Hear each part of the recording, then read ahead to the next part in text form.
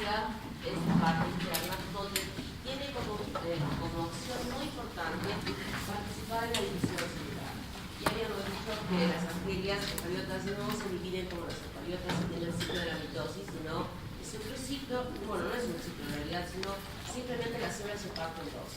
Y para que esto suceda, lo que va a suceder es que se forme este mesosoma, que es este ingreso del citoplasma hacia el citoplasma, de estas membranas citoplasmáticas del citoplasma de la célula. Pero inicialmente el genoma único de ADN de la bacteria se va a replicar en formar un nuevo genoma.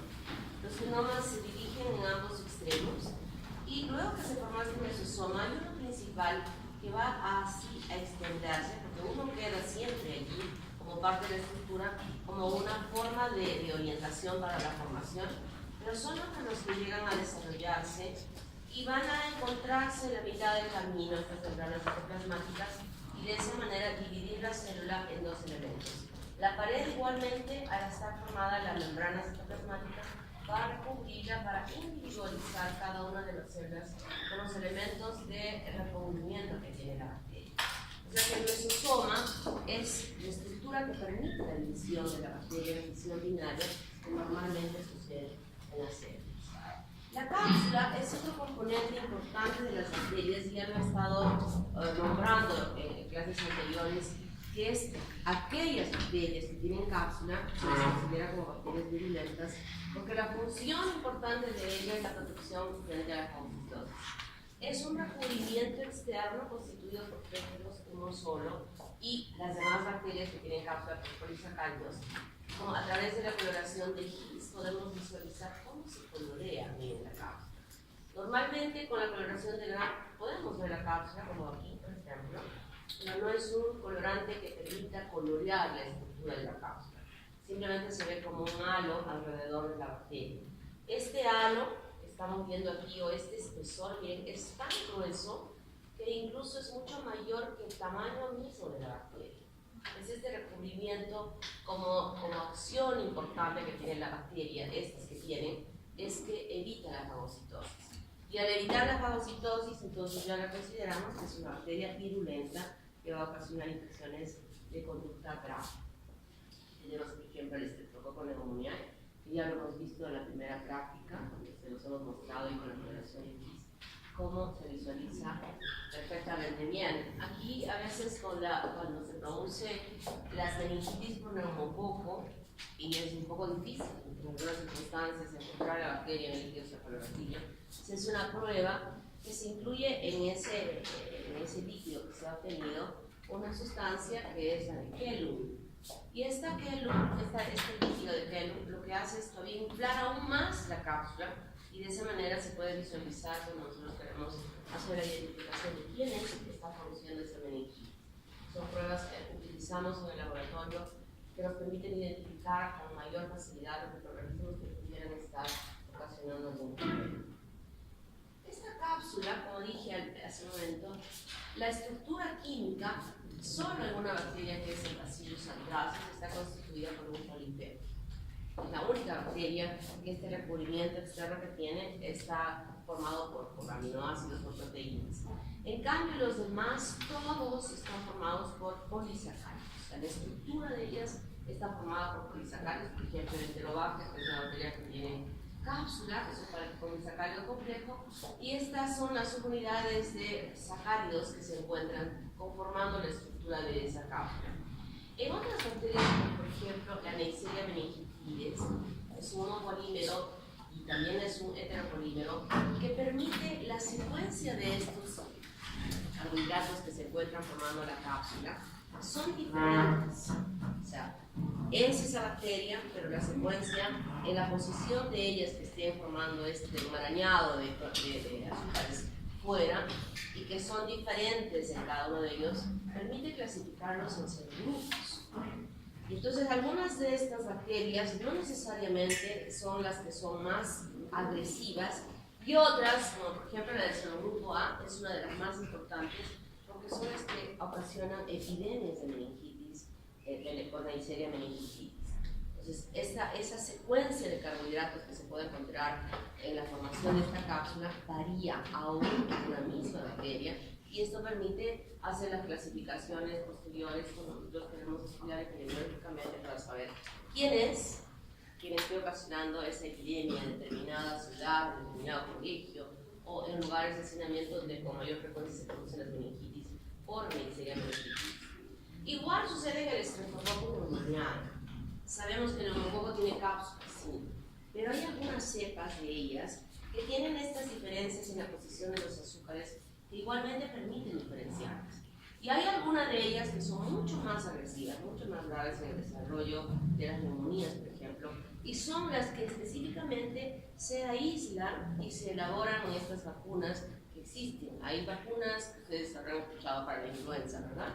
Pero igualmente que como para ella, para las personas adultas, mayores, para los ancianos, existen unas vacunas que están constituidas por bacterias, por Streptococcus pneumoniae, por ejemplo, y dentro de ellas ya se conoce en el estudio epidemiológico cuáles son las más agresivas, las más letales. Entonces esas se separan en laboratorios super especializados para formar vacunas que específicamente se aplican a las personas mayores y también a los niñitos chiquititos y a las personas mayores que son mucho más lábiles a poder enfermar. Entonces las mayores conjuntamente, la vacuna para la influenza es gratuita, se administra ahora que van a venir las épocas de frío en todas las postas, en los hospitales. Sin embargo, estas vacunas que están constituidas por bacterias y que de verdad son muy buenas para proteger a las personas mayores, lamentablemente no son gratuitas. O sea, estas sí se tienen que ir a centros especializados, centros donde hay, ustedes conocen aquí, que hay lugares donde se aplican vacunas y esas sí cuestan, tienen un costo, pero comparativamente a lo que cuesta, con lo que va a costar un tratamiento en esa persona y aún con riesgo de morir, sí justifica el poder hacérselos a las personas mayores. El Streptococcus pyogenes del grupo A también tiene una secuencia formada con un polímero de ácido hialurónico y la secuencia de los carbohidratos están dispuestos de esta manera. Entonces, lo que quiero que entendamos aquí es, en primer lugar, que la cápsula es un elemento muy importante de agresión de la bacteria en el sentido de que no puede ser fagocitada y que existe una sola bacteria cuya cápsula está formada por proteínas y el resto de bacterias están formadas por polisacáridos con secuencias diferentes que nos permiten dentro de una misma especie clasificarlas. El glicocáliz, que también se le llama capa mucosa o limo o slim, es la misma denominación para lo mismo. Es un recubrimiento externo que también tienen las bacterias y que también están constituidas por polisacáridos. Pero este recubrimiento difiere del anterior porque el anterior es tremendamente grueso, muy grueso, que cubre la bacteria y que evita que sea fagocitada. En cambio, este polisacárido son capas mucho más finitas, delgaditas, que cubren externamente la pared bacteriana de algunas bacterias. Y la función más importante, su comportamiento es hidrófilo, pero la función más importante es la adherencia. Dentro de la patobiología de los microorganismos consiste en cómo nos van a ocasionar daño desde el momento que ingresa. Entonces, estudiamos a las bacterias o a los microorganismos, ¿por dónde ingresa este microorganismo a nuestro cuerpo para ocasionarnos daño? Puede ingresar a través de la vía respiratoria, a través de la vía digestiva, a través de la piel, a través de transfusiones, por usar piercing, es decir, cualquiera de estos lugares por donde ingresa va a permitir, por donde pueda penetrar, va a permitir el ingreso de la bacteria. Luego que la bacteria ingresa, en primera instancia tiene que adherirse a la superficie de las células o de los tejidos que va a dañar. Si no existe adherencia, es imposible que la bacteria pueda establecerse. O sea, lo primero que va a hacer luego que ingresa es pegarse. Y existen diferentes mecanismos o diferentes elementos que tiene la bacteria en su estructura que permiten justamente esto de la adherencia. Una de ellas es justamente este glicocáliz. Luego que se adhiere, viene el establecimiento. Es decir, la adaptación de la bacteria al lugar donde se ha llegado a adherir. Me conviene estar aquí, voy a obtener los requerimientos de mi supervivencia aquí, me van a destruir, o sea, la bacteria entra en un proceso de decir, puedo quedarme aquí, o sea, voy a hacerlo aquí, y cuando encuentra que sí, que lo puede lograr, que va a establecerse allí, empieza la multiplicación de la bacteria, y cuando la bacteria empieza a multiplicarse, ya empieza el daño que esa bacteria va a ocasionar en ese huésped. Entonces, después de que la bacteria ha ingresado a nuestro organismo, el primer paso va a ser la adherencia. Y uno de los elementos que tienen algunas bacterias para lograr eso es el esmino. Y esta adherencia puede permitir, en primer lugar, la adherencia entre bacterias también, no solo los tejidos.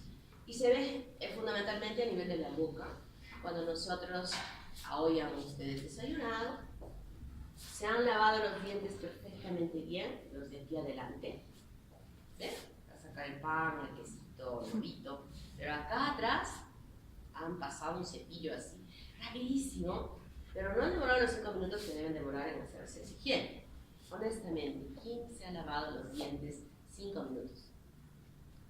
Ni yo voy a levantar la mano, porque lo he hecho creo que en menos tiempo, ¿no?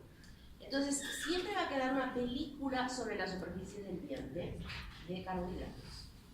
Es una película que queda de lo que nosotros hemos comido allí. Y esa película permite la adherencia de las bacterias que se peguen sobre ellas. Y sobre esas que se han pegado, cuando se pegan las bacterias de la misma especie, por ejemplo, nosotros le llamamos agregación. Y cuando se pegan bacterias de otras sobre otras sobre otras a nivel de la boca, le llamamos coagregación. Y estas agregaciones y coagregaciones es justamente lo que después va a formar lo que va a ser el sarro de mar. Ese es el resultado del sarro, que luego va a haber calcificaciones en glifos. Entonces, este glicocáliz facilita esa adherencia sobre las bacterias, sobre la superficie de los tejidos de hueso, sobre materiales protésicos. Esto es muy importante. Nosotros cuando vamos envejeciendo necesitamos en algunas circunstancias algunos cambios de componentes de nuestro cuerpo. Por ejemplo, si alguien tiene algún problema de su corazón y sus válvulas están mal, se puede hacer una prótesis de válvulas, ¿verdad?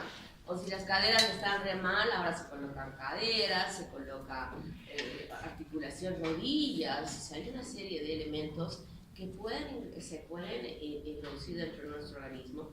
Y esos tejidos, bueno, no son tejidos, estas estructuras, en el caso, por ejemplo, del polivinilo, el mutans, que es el que se encuentra usualmente en la boca, tiene esta afinidad para poder adherirse a este tipo de estructuras. Y esa adherencia, como vuelvo a decir, permite que puedan posteriormente multiplicarse. Son focos infecciosos que en el caso del corazón, por ejemplo, pueden provocar una patología que es muy grave, que son las endocarditis bacterianas. Entonces, este tipo de elementos pueden facilitar. Otra que tiene también es la Klebsiella pneumoniae. Y particularmente en su estructura, la presencia de este glicocáliz protege la bacteria de la desecación. En consecuencia, puede mantenerla en supervivencia en más tiempo fuera del organismo para evitar la desecación. Los pilis y las fimbrias. La estructura del pili y la fimbria es una proteína que se llama pilina. La función también es la adherencia. Y hay otro elemento que también va a facilitar la adherencia de las bacterias a superficies específicas que se tienen y son rígidas y sirven de puente entre las bacterias. O sea, no solamente sirve para que se adhieran los tejidos, sino que permita la adherencia entre las bacterias, y esta adherencia facilita el intercambio genético que pueda haber entre las bacterias, como vamos a ver más adelante. Y existen diferentes tipos de fimbrias. Las fimbrias tipo B, por ejemplo, son las que permiten simplemente la adherencia de la bacteria a la célula y permite el establecimiento y permite que pueda haber una infección en ese lugar. Por ejemplo, el pili B, tipo de fimbria que tiene el Escherichia coli. Esa fimbria tipo P que tiene el Escherichia coli permite la adherencia de las bacterias uropatógenas de Escherichia coli, porque no todas las Escherichia coli son uropatógenas, a la adherencia del epitelio del tracto urinario y desarrollar infecciones urinarias. Fimbrias o factores de colonización CFA1 y CFA2 son aquellas que se adhieren y por ejemplo, esas tienen Escherichia coli. De Escherichia coli hay unas enteropatógenas diversas que vamos a estudiar, que tienen esa capacidad de adherirse a la superficie de las células de los eritrocitos y desarrollar diversos cuadros diferentes en su capacidad de daño a la célula, o no produciéndole daño, sino simplemente adhiriéndose a ella y provocar la formación de toxinas para que se desarrollen diferentes cuadros clínicos de diarrea, desde las acuosas hasta las sanguinolentas. Entonces, eso permite justamente cuando estos factores, CFA1 y CFA2 como ejemplo, estamos poniendo para que entiendan estas filias, cuáles son los efectos del gen.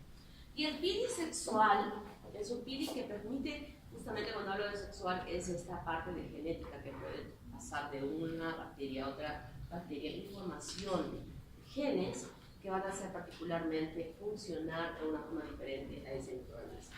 Entonces estas fibras que las habíamos visto en imágenes, que eran estos como vellitos que cubren la superficie de las bacterias, tienen esa función.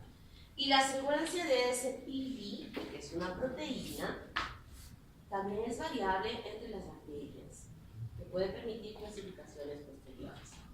El flagelo es una estructura diferente al pili. El pili era rígido y era chiquitito. El flagelo es una estructura móvil y larga y grande que las bacterias tienen. Y esto permite la movilidad de la bacteria. En consecuencia, es un elemento muy importante de invasividad que tienen las bacterias para poder avanzar con mayor facilidad y poder contaminar los tejidos adyacentes y extender las infecciones. El flagelo también es una proteína, que es la flagelina, y que igualmente la posición de los aminoácidos de esta flagelina son diferentes entre las bacterias. Y ya habíamos comentado en una de las clases que se podía tipificar las bacterias inclusive ya en estos laboratorios súper especializados para poder determinar en secuencia con números. ¿Se acuerdan del antígeno somático con números? Y les dije el antígeno H, que también podía venir con números. Justamente el antígeno H es la estructura química en la secuencia de esta proteína de las bacterias en relación al flagelo. Y este flagelo es una estructura que ancla perfectamente en la pared de la bacteria. En este caso es una bacteria gram negativa, donde hay una serie de proteínas que se forman como un cojinete. Primero la proteína MOP, que ancla en la membrana citoplasmática de la bacteria.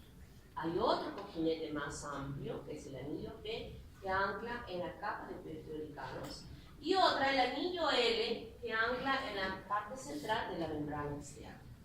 Y hay una conexión importante de gancho, que en realidad esta es la que podría ser el elemento que mueva la cola del filamento de la proteína ya constituyendo el flagelo. Entonces, este flagelo, ¿qué hace? Permite la movilidad, y la movilidad se traduce en mayor posibilidad de extender la infección cuando se está desarrollando. Tipos de flagelos. Hay algunas bacterias que solo tienen un flagelo monocular. Una que está en una posición, digamos, central, la otra que está a un lado y le llamamos polar. Hay unas que tienen flagelos en ambos extremos, que le llamamos angitricas. Hay unas que tienen un penacho de flagelos en un solo extremo, le llamamos lofotricas. Hay otras que tienen penachos en un extremo y en el otro extremo, le llamamos lofoangitricas. Y hay otras que tienen en toda la circunferencia o en toda la parte externa, que le llamamos peritricas. O sea, obviamente que no. Y ojo, el que tenga muchos flagelos a veces implica que sea terrible. Por ejemplo, Vibrio cholera tiene solo un flagelo. Solo un flagelo. El Escherichia coli tiene un penacho de flagelos. Pero cuando nosotros vemos al microscopio la movilidad de las bacterias, uno de los elementos característicos que tenía el Vibrio cholera cuando tuvo la epidemia era que nosotros mirábamos las heces al microscopio y de pronto veíamos como balas que cruzaban el campo las bacterias. Una velocidad increíble, una movilidad increíble. Entonces, lo que digo es, y veremos el Escherichia coli que está ahí moviéndose, pese a que tiene más flagelos. O sea que el hecho de que tenga muchos flagelos tampoco no es que sea mucho más fácil para moverse, sino con uno como el Escherichia, como Vibrio cholera, que se movía en el. Este es un monotrico, este es el lofotrico, que es el Escherichia coli que ya les había mostrado con anterioridad, con sus fimbrias. Y este es un peritrico que, miren, tienen toda la circunferencia de la bacteria. Las endoesporas. La endospora es una estructura que, gracias a Dios, no la tienen todas las bacterias, sino algunas. Y es una situación muy especial que estas bacterias, pocas, tienen para poder preservar su vida a futuro. Sucede el mismo hecho de es una hibernación. Cuando la bacteria detecta que en el medio donde se encuentra se está agotando los nutrientes necesarios para su supervivencia, que el ambiente les es hostil en cuanto a deficiencia de oxígeno o deficiencia de pHs diferentes o temperaturas diferentes, inmediatamente este tipo de bacteria sigue un proceso de guardar su genoma y recubrirse externamente con elementos que lo van a proteger perfectamente en el medio ambiente el más hostil que pueda encontrarse. Sin agua, con sol, con frío, y ahí está como como que alguien se hubiera metido en una cápsula y está ahí metidito y llueve, truena, rayos, nada. Está tan bien elaborada esa cápsula que no llega a afectar. Pero cuando esa espora llega a un ambiente donde encuentra, miren, está como con unos metales bien recubiertos, pero increíblemente cuando siente desde el sensor de esta bacteria que he caído en un lugar donde está excelente, hay comida y la temperatura está perfecta, se decortica de todos los elementos que le afectan. Así que externamente a este genoma está la membrana citoplasmática, se libera la membrana, se libera y la bacteria entra en un estado vegetativo nuevamente de poder hacer su vida, de multiplicarse bien, de poder nutrirse y ocasionar el daño. Esa es la espora. Y una de las bacterias que con mayor, que sabemos que tiene esto, por ejemplo, es el Clostridium tetani. Y ustedes saben que cuando se van de paseo al campo y se hacen alguna lesión, ¿cuál es la conducta que deben tener? Una herida bien fea que jugando ahí se cortaron en el campo. Ustedes saben que en el campo, por más que hayan colocado su mantelito sobre el pasto verdecito, y ustedes ven en el entorno, por allá hay una vaca por allá, una vaca por allá, una vaca por allá. No van a poner su mantel sobre la pupufa de la vaca, ¿no? Pero probablemente antes sí hubo ahí, y la lluvia lo limpió y está verdecito. Y están jugando ahí, jugando pelota, y de pronto alguien se cae y se hace una herida en la pierna o en la mano. ¿Cuál es la conducta que debe seguir? Lavar bien, ¿qué más? Desinfectar, ¿qué más? Cubrir, ¿qué más? ¿Qué más? Miren, los del campo, los que trabajan en el campo lo saben qué conducta deben seguir. Ustedes no. ¿Qué deben hacer? ¿Qué se debe hacer cuando uno se hace una herida en el campo? Esas heces de la vaca tienen Clostridium tetani. Y cuando la vaca eliminó su bosta se llama, ¿no? Las heces, bosta en el campo, he dicho que este Clostridium tetani que produce, que forma esta endospora, entra en el proceso de la formación de la endospora. Entonces en ese pastito, en eso, hay endosporas. Están esperando encontrar, y cuando se abrieron ahí, las bacterias ingresaron. Entonces, ¿cuál es la conducta correcta? Aparte de todo lo que me han dicho. ¿Qué se debe hacer? Tomar una muestra para buscar el Clostridium. Bien difícil. Cultivar. Es anaeróbico. ¿Cuál es la conducta? Por lo visto nunca han ido al campo y nunca se han hecho una herida y nunca han sabido qué hacer después. Lo que tiene que hacerse es ir a una posta o al hospital para que lo vacunen contra el pelo. Hasta hoy la literatura refiere un solo caso, que una persona que haya tenido tétanos le ha sobrevivido. Cuando se establece ya el tétanos, nadie se sabe. Es muy difícil poder sacar a ese paciente de estas toxinas que produce el Clostridium tetani. Entonces la conducta correcta es esta. Ustedes les han vacunado. Esa vacuna de la DPT, difteria, pertussis, tétanos, que han recibido 3 veces en su vida. ¿Alguien ha hecho refuerzo? No estamos acostumbrados al refuerzo. ¿Has hecho refuerzo? Qué bueno, mira, he hecho refuerzo. ¿Otro más que ha hecho refuerzo? No han hecho refuerzo. Y ustedes cuando vayan ahora a su Cerús, a su pueblo ahí alejado, es bien riesgoso porque ahí es el campo y hay vacas y hay burros y hay todo esto que quieren esta bacteria. Entonces mejor si se van antes de ir a hacer su serum, también se vuelven a hacer un reforzamiento de su vacuna contra el tétanos y se protege. Entonces, esta metamorfosis, que es un fenómeno de reconocimiento del descenso de nutrientes, agua, etcétera, etcétera, permite crear resistencia a condiciones desfavorables. La capa más externa está constituida por ácido biticolínico y calcio. Algunas bacterias tienen como bacillus, que vamos a ver en el laboratorio, forman su espora en la parte central, y otras como Clostridium tetani forman su espora en la parte terminal y parece una raqueta, y ustedes ya lo han visto en la práctica. Han visto las dos, han visto bacillus y han visto a Clostridium tetani. Y esta es la metamorfosis que sufre la bacteria, que normalmente está bien, pero que luego empieza a guardar su genoma en un extremo, la membrana citoplasmática va rodeando, así como se divide la célula de fisión binaria como división celular. Casi el mismo paso es en este caso, pero va habiendo otras modificaciones porque se forma un tabique, ya no son las membranas citoplasmáticas, sino es un tabique que va adicionándose alrededor del genoma y que va cerrándose dentro del citoplasma de la célula. Y aquí se va agregando calcio y ácido biticolínico, se va agregando, y el exosporio, que es como una coraza que está constituida por proteínas. Es bien extraño porque ustedes saben que las proteínas se naturalizan fácilmente ante el calor y todo lo demás. Sin embargo, con adiciones de otros elementos, constituye una estructura bastante firme que rodea a la bacteria. Y es en esta forma que la endospora está en el medio ambiente durante tiempos y tiempos. No es que esto le vaya a proteger por una semana, ni por un mes, puede estar años. Formada esa espora, la endospora, que preserva la capacidad de volverse una célula normal posteriormente.